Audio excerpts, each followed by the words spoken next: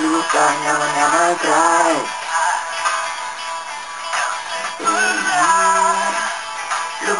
Любовта няма край. Любовта е късно.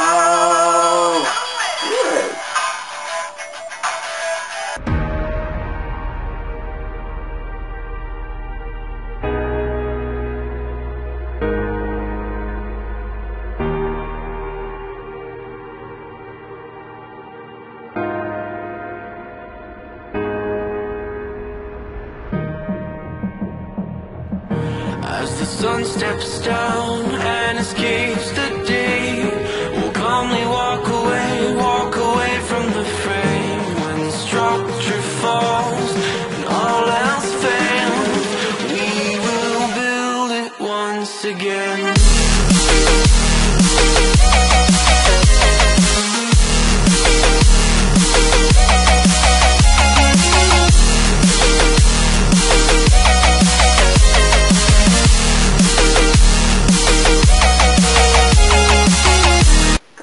Вече сте разбрали, днес ще ви говоря за любовта. Отдавна имах желанието да говоря за нея, а след като наскоро тя премина през мен като японски влак стрела, който отново не успях да хвана, реших да се захвана с задачата. Моята философия за любовта е следната. Ако обичате някого, споделете му чувствата си възможно по-скоро. Разбирам хората, които се срамуват или се страхуват от отхвърляне. Но само помислете. Ако обектът на любовта ви отговори на чувствата ви, ще сте спестили много време, през което сте могли да бъдете щастливи. Ако пък ви отхвърли, тогава пък ще спечелите време, в което търсите любовта на друго място. И в двата случая печелите. Тук идва момента да ви споделя и моята дефиниция за любовта. Любовта е чиста енергия и като всяка такава може да бъде преобразувана. За да ме разберете по-добре, ще ви дам и пример. Когато любимият човек ви отхвърли, имате две възможности. Първата – да го намразите. Енергия на омразата. И втората – да превърнете любовта си в приятелска и да запазите добри отношения с него.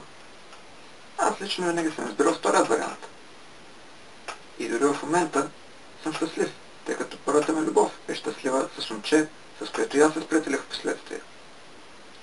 Докато ако бяха намразил, това щеше да ми изцеди жизнените сили, които ми бяха доста необходими в даден период от живота ми.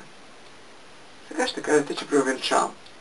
Но истината е, че за моя кратък живот, на 23 години съм все пак, на два пъти бях накосан от смъртта и именно любовта е това, което ми е помагало да се справям, да се боря за живот. Първият път, именно това, че не бях споделил чувствата си на първата ми любов, ме стимулира да преборя рака. Втория път ситуацията се повтори с една друга моя любов, една двустранна пневмония.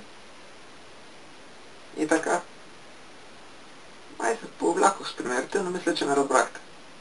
Това беше накратко от мен за любовта. Споделяйте любовта си.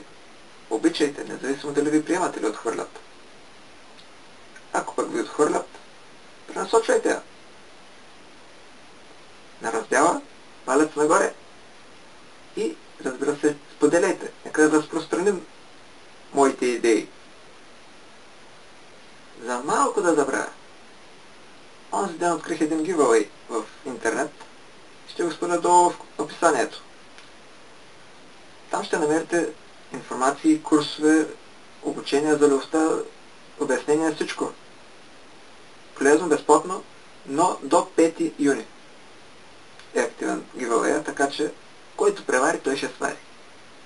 Айде, момчета и момичета, до нови срещи! Любовта е спит без край, не ще мъжнеш по свята.